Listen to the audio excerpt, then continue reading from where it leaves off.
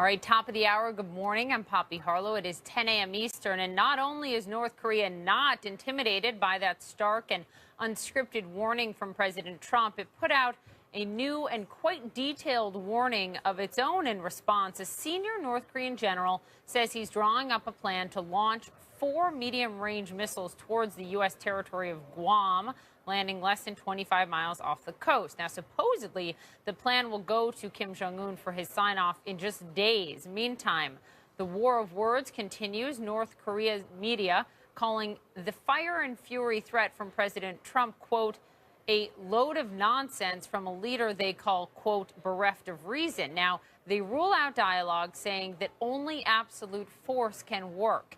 We have live coverage throughout the region. Let's begin, though, with Will Ripley, who has been to Pyongyang more than a dozen times. He joins us from Beijing. Of course, China, a key player in all of this. Will, your assessment of this response from North Korea?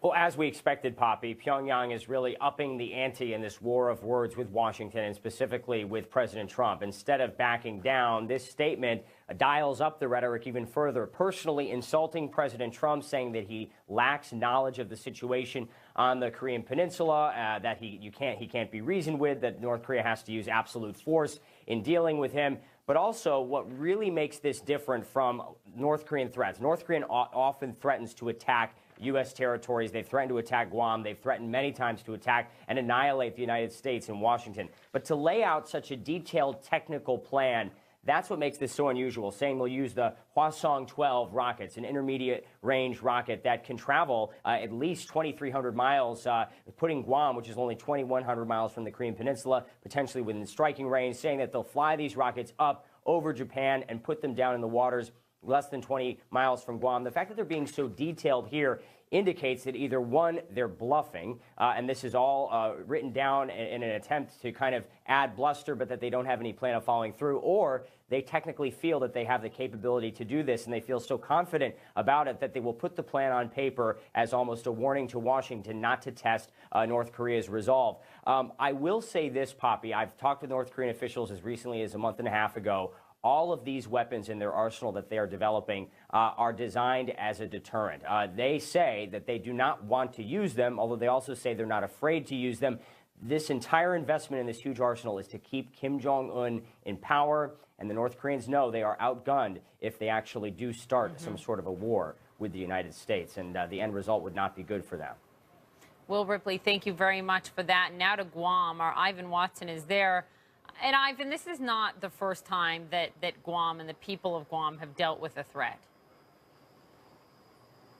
No, shortly after Kim Jong Un took office after the death of his father, the previous leader of North Korea, he made threats against Guam, which is the westernmost piece of American territory, also home to several major U.S. military installations. And after those threats came, the U.S. military deployed the THAAD missile defense system here, which more recently has also been deployed in South Korea to help protect that region, that country, from ongoing threats coming from Pyongyang. So the governor of Guam, who I spoke with at length today, he insists that the threat level has not been increased in response to the statement that Will described and showed to you there. He also pointed out that there's no panic on the streets or the beaches of this island. Take a listen. There's no panic in Guam. I'm sure you've talked to people who live in Seoul or even Tokyo. I think the concerns are even more weighty over there, which is closer to the action, and particularly Seoul, where enemy artillery is within range of the inhabitants of Seoul. There's concern here. People are concerned. They're instructing their kids what to do in the event that the emergency sirens go off. But I saw a lot of people swimming and snorkeling in the beach in the bay behind me today as well. Poppy?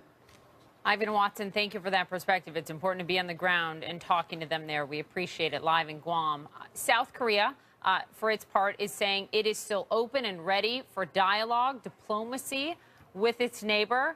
Our N.Korean joins me now from Seoul with that. I mean, this has been the strategy of President Moon since he was elected, and clearly the South Koreans are still hanging on to that. Yeah, it's quite incredible, isn't it, Poppy? I mean, South Koreans have been living with this threat for decades, and ever since President Moon Jae-in came into power earlier this year, he has opened the doors for dialogue with North Korea. Obviously, the North Koreans haven't taken him up on that offer, but he has persisted. Interestingly, however, there has been some sort of political shift in the climate here in South Korea ever since North Korea successfully tested that ICBM at the end of last month. That's when President Moon, he reversed his decision to actually suspend the THAAD missile defence system. And then there's also been a call by political conservative politicians, I should say, in this country for the reintroduction of America's tactical nuclear weapons, something that was withdrawn from South Korea in the 1990s. So I definitely think it's fair to say that while South Koreans are very calm and cool and measured when it comes to threats from North Korea, as far as the government is concerned, as far as this president is concerned, whilst they're open to dialogue, they are also very aware that they need to beef up their own defences because of that perceived threat from the North, Poppy. Right, and as Will Ripley reported last hour, the U.S., South Korea will have those joint military exercises together as well this month, the show of force to the north. Thank you very, very much from the reporting from Seoul. Joining us now, Kelsey Davenport, Director for Nonproliferation Policy at the Arms Control Association, an important voice today, of course, and Colonel Peter Mansour, former aide to General David Petraeus. Nice to have you both here. And Colonel, you said something interesting that I'd love for you to explain to our viewers. You say it's essential for President Trump, you believe, to put the military option on the table front and center like he is right now for diplomacy to work. Explain.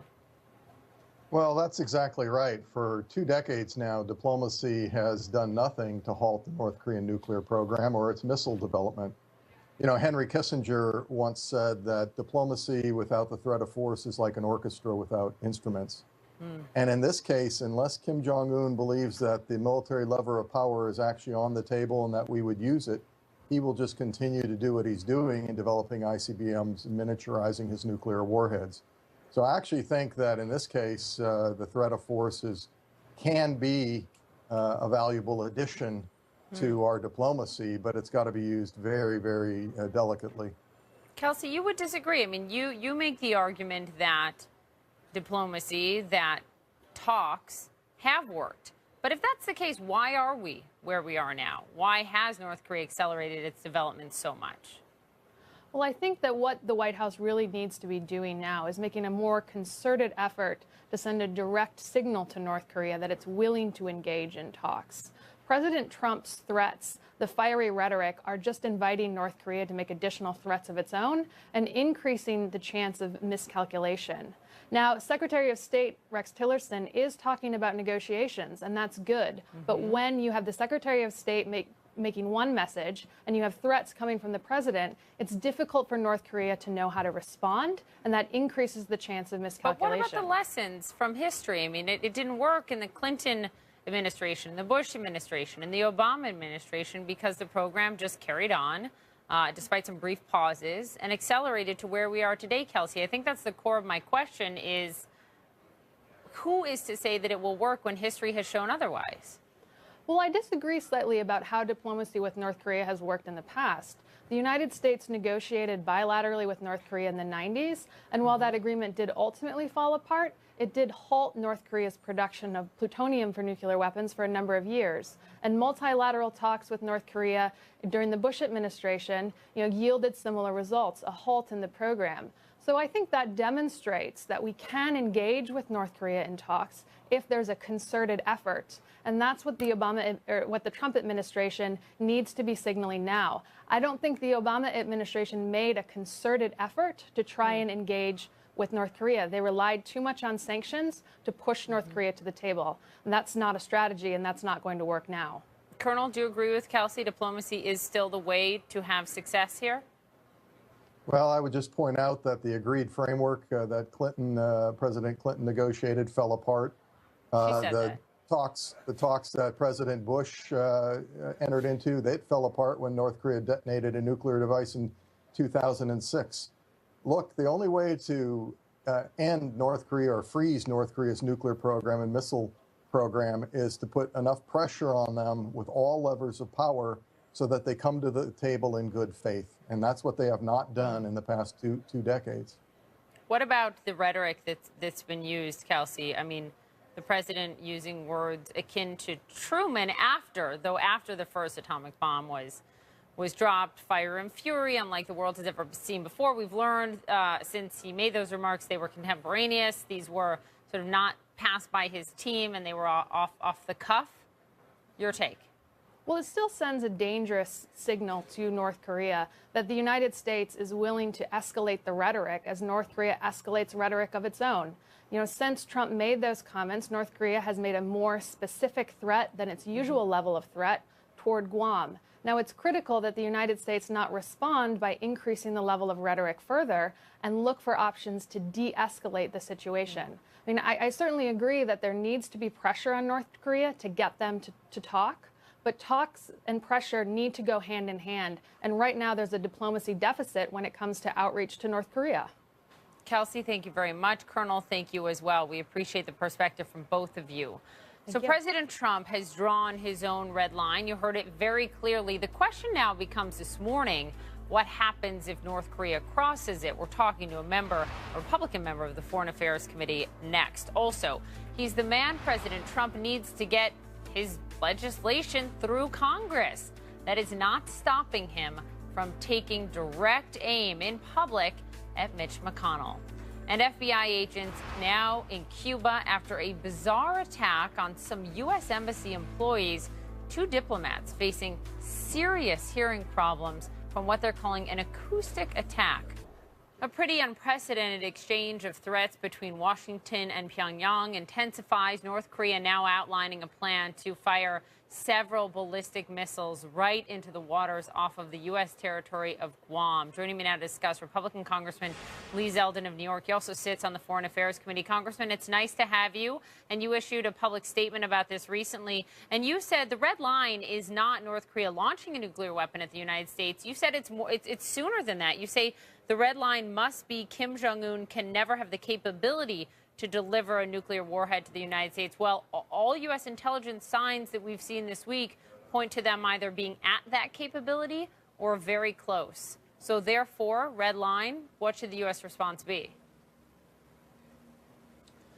Well, certainly the reporting over the course of the last few days of the intelligence estimate show that there is more of an urgency, more of a time sensitivity, that any type of option exists, whether it's multilateral diplomacy or through increased economic pressure. Everything has gotten condensed. One of the unknowns is whether or not North Korea has the ability for their nuclear warhead to survive re-entry from the upper atmosphere, right. Which is unlikely. But it's certainly, no doubt, the timeline has been greatly condensed. It is just recent, over the course of the last several days, where you have a massive step taken by the United Nations Security Council with that unanimous vote, with China and Russia voting yes, for what is over a third of North Korea's exports being cut off. So you have ramped up multilateral diplomacy in recent days. But are you ramped saying up the red economic line, pressure. On your red line comment, though, Congressman, are you saying that that red line has therefore not yet been crossed in your mind? No, I don't believe that North Korea yet has the ability to deliver a nuclear warhead to the United States. Okay. I do believe, though, that they are getting very close. Okay. So any other option of diplomacy... Go ahead. Sorry. So given that, the language from the president, fire and fury like the world has never seen before, contemporaneous comments we've learned, are you comfortable with that? Well, if there was military action by Pyongyang, there would be fire and fury in the response. But that's not what he said. North Korea was to... Hold on, though. He said North Korea best not threaten the United States again. So he was just talking about threats. Are you comfortable with that level of rhetoric in response to threats? No. As far as there being a threat of, there's a lot of propaganda that comes from Kim Jong Un and his administration In many respects, they're speaking to their own people with that rhetoric. They speak to the rest of the world with that rhetoric, and to us here in the United States. But I don't believe that we should actually be using military action against North Korea for what is just standard practice by North Korea with coming up with provocative statements all of the time. That alone shouldn't be enough for military action. It would need to be a little bit more than that. Okay, so it sounds like you want the president to tone it down a little bit, which he has this morning. We haven't heard anything. Unless you disagree with that assessment, let's move on to what's going on inside your own party, which is a complete war of words between President Trump and Majority Leader Mitch McConnell, who, I mean, it's just the back and forth, the back and forth. They had a call last night that was deemed animated, a very diplomatic way to say it, over health care. And then this morning, the president tweets, can you believe that Mitch McConnell, who has screamed repeal and replace for 7 years, couldn't get it done, must repeal and replace Obamacare? Is that a winning tactic for your party on this one, you think? Well, I think that I don't know, I mean, the back and forth between the president and the Senate Majority Leader isn't going to add any additional votes to the Obamacare repeal effort. I was at a meeting with one of the Senate Republicans going back a few weeks ago, and I said, do you have 3 or more moderate senators in your conference who won't vote for Obamacare repeal no matter what it says? And he said yes.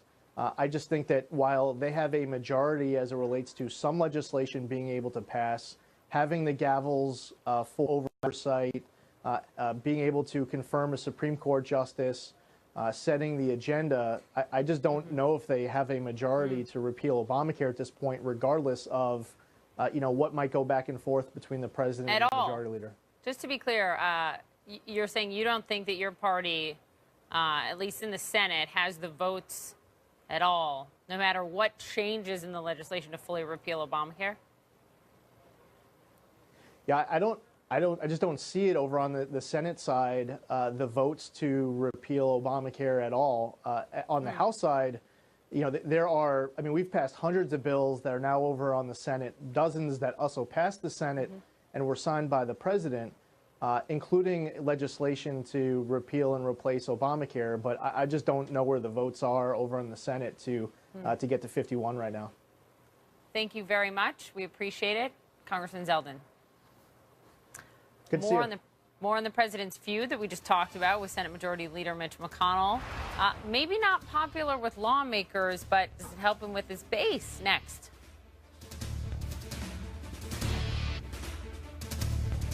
America faces relentless enemies. Spying is universal. You dance it with the devil.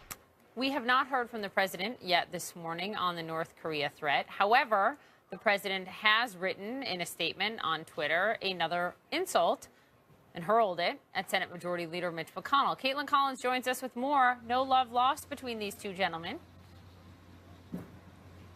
There's certainly not, Poppy. We are seeing this feud between the president and Mitch McConnell really escalate. This is the second day in a row that he has tweeted his very public frustrations with McConnell. And this all got started on Monday when McConnell made some comments about the president and his very high expectations. Let's listen to what McConnell had to say. Now, our new president had, of course, not been in this line of work before, and I think had excessive expectations about how quickly things happen in the democratic process.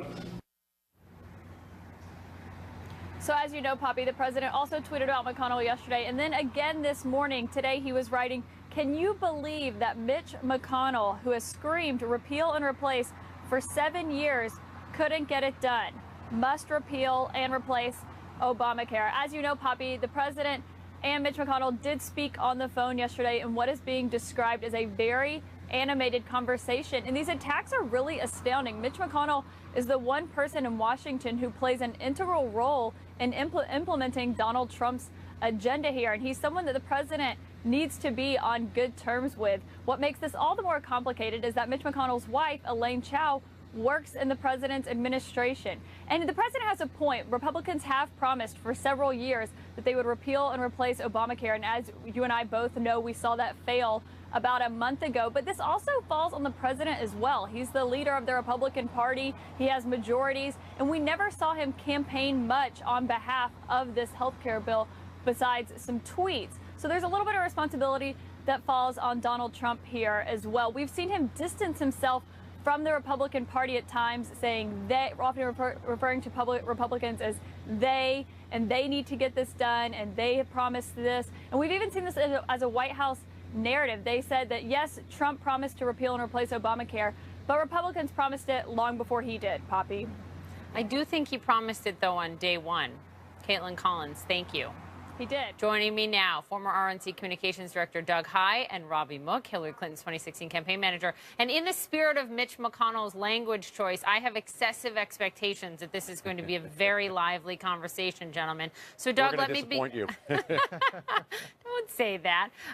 Let me start with you because you're the RNC guy, you're the communications guy on that front. And not only do you have what Caitlin just reported, you also have this GOP source telling CNN this morning that the very direct, in the words of Senator Lisa Murkowski, phone call that the president had with her ahead of her final vote on Obamacare repeal and replace may have contributed to her voting no. Now, don't have that from the senator's office, but the big picture here is the president sabotaging his own agenda. Well, I think potentially so with phone calls like that and tweets towards Mitch McConnell. You know, I can give you, Poppy, chapter and verse of why Republicans have failed on Obamacare in the past. I've got some scars from some of those battles back in 2014. But this should have been different because the only dynamic that's different is we have a Republican president. This should have been an all-hands-on-deck moment. Those can be big hands or small hands or whatever, but all hands moving forward to try and pass something. As Caitlin and you both discussed, Donald Trump didn't really go the distance on this. That's part of why we're where we are right now. So, Robbie, it's not just the Republicans who have some infighting about leadership. It's also your party. As you know, there have been folks like, like Seth Moulton, a Democratic congressman, who said flat out, on CBS News a few weeks ago, yeah, I don't want Schumer and Pelosi as leadership going into 2018. I don't want their name on bumper stickers. So this isn't just the Republican Party. Is this sort of a moment of change in terms of leadership and messaging?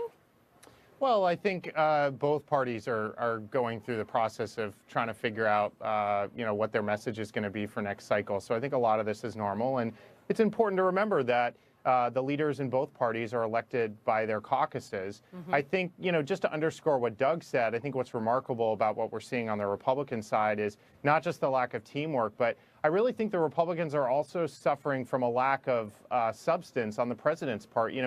He never really pushed people. He never really engaged in the policy debate here, because I don't know if it's because he doesn't understand it or because he doesn't care. But it's one of those two things, and that's hurting them. He was never able to go to the negotiating table with some of these senators and really try to figure out how to get to a compromise that would work. I would also argue, I think there was a substance problem with the voters. I don't think this was good policy. I think the party was rushing to follow through on a promise that they'd made. When the policy sort of stared them in the face, a lot of them couldn't accept it. They were going to throw a lot of people off of health insurance. If the president had been there as a substantive partner, maybe they could have overcome that and made the policy better. But either way, it just wasn't a good bill.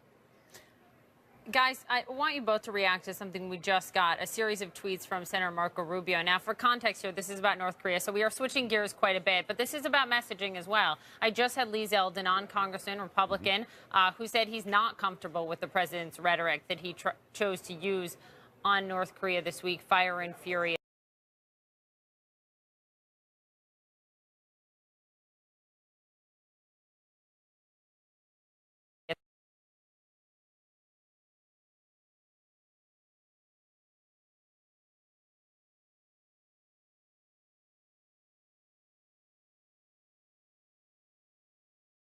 Of it. Well, I understand he's trying to back up the president. My concern is not so much what Donald Trump said, but whether or not there was a strategy or a clear goal in mind. So often we see Trump freelancing comments or saying things off the cuff that aren't fully thought through. If this is part of a plan, I'd love to know what it is and possibly get behind it. We just don't know that yet. Robbie, during the campaign, Hillary Clinton, certainly had some strong things to say about North Korea and the regime. Now, she wasn't president, but if you go back to her husband's presidency in 1993, he says about North Korea, if they ever use them, talking about nuclear weapons, it would be the end of their country. So, I mean, President Trump is not the first president to use sort of bellicose language about North Korea. How do you see it? Well, I actually completely agree with where Doug was on this. I don't think this was strategic. And if you step back and look at the situation, nobody wants a war here, because if we provoke North Korea first, or if North Korea strikes first, a lot of human life is going to be lost, including, there are tens of thousands of Americans that are at risk. So from my perspective right now, somebody needs to be the adult in the room. And actually, to Senator Rubio's point, whether we're bellicose or not, the North Koreans are going to continue to make outrageous statements. And so I think this is a time for the United States to express strength and calm. I think we should show our strength, not just talk about it. And that's been going on. Robbie? Well, I think there have been extensive exercises going on this summer with the South Koreans. The United States has literally been showing its strength. So I think our leaders need to speak responsibly and like adults, and then our military needs to demonstrate and show the strength that's there. And Poppy, if I could add, one thing that Donald Trump can do is appoint and nominate more people to the Department of Defense and to the State Department. We need an ambassador in South Korea. South Korea right now. Exactly. Right. We also don't have an undersecretary for arms control. There are a lot of good people who have gone to DOD and the Department of State, but we need more of them. But, Robbie, just one thing you said that struck me, that these things should be vetted by the national security team around the president. We all know, I mean, that's how typical politicians work. We all know, and he was elected knowing that's not how it works. Does it matter whether the words are sort of vetted or approved or written down or not, or just what he ends up saying? Well, you hit it on another important point here, too, and I think that's when it comes to election time, voters need to really listen to their president and take him seriously and decide if they want those words in the next term. But to your point, look, it is ultimately up to the president. This is his decision. I'm giving my personal opinion of what he did. I would say whether he goes to the NSC or Secretary Mattis or anybody else, he is a chief of staff now who is incredibly experienced in this space. It sounds like his own chief of staff was surprised by those comments. And Doug knows this too. Whenever we're working with our... Wait, Robbie, our reporting is he was not surprised at all by the comments. Kelly was not surprised by the comments. Well, okay, in fairness, then I read a report that he was. But putting that aside, Doug and I both know that whenever you're working with a principal, these are the sorts of questions that the principal and the staff are supposed to anticipate. And a question should have been put out there. Whether it was and he didn't follow it, I don't know. Who he spoke with, I don't know. But clearly, it wasn't part of our larger national security strategy. See, you guys exceeded my excessive expectations for this conversation. Thank you, gentlemen, very much. We appreciate it. A rare moment in Cuba. FBI agents allowed inside the country